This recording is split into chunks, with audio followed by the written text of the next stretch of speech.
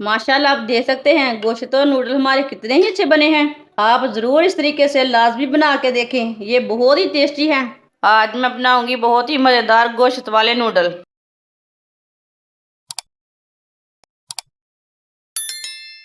आधा किलो बकरे का गोश्त, इसे मैंने नमक डाल के बॉईल कर लिए। 6 पैकेट मैंने नूडल के लिए हैं। आधी प्याली ऑयल डालेंगे, आप इसमें घी भी डाल सकते हैं।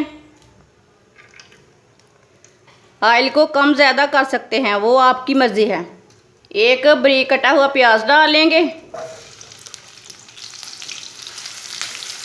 प्याज को हल्का सा ब्राउन कर लेंगे।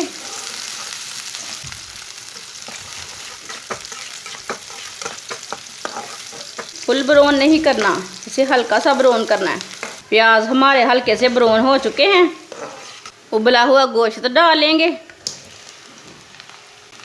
मिक्स कर लेंगे। गोश्त डाल के इसे 1 मिनट तक भून लेंगे। हल्का सा इसे रोस्ट कर लेना। 1 मिनट तक मैंने गोश्त को भून लिया। वो 6 नूडल का ये मसाला है, मसाला डालेंगे। 2 चुटकी नमक डालेंगे। नमक आपको ज़रूरत है तो डालना, नहीं तो नहीं डालना। मिक्स कर लेंगे।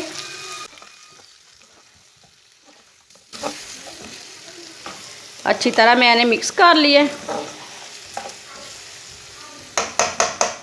1 गिलास पानी डालेंगे। अच्छी तरह मिक्स कर लेंगे। साथ में नूडल डालेंगे।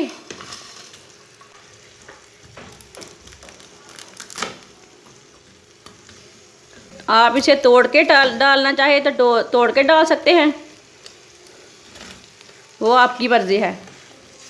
1 बारीक कटा हुआ टमाटर डालेंगे। 4-5 बारीक कटी हुई सब्ज़ मिर्च डालेंगे।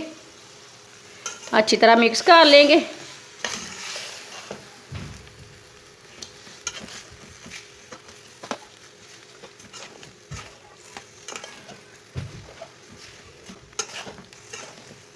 दस मिनट के लिए इसे दम लगा देंगे। इसे ढक्कन लगा देंगे। 10 मिनट हो चुके हैं।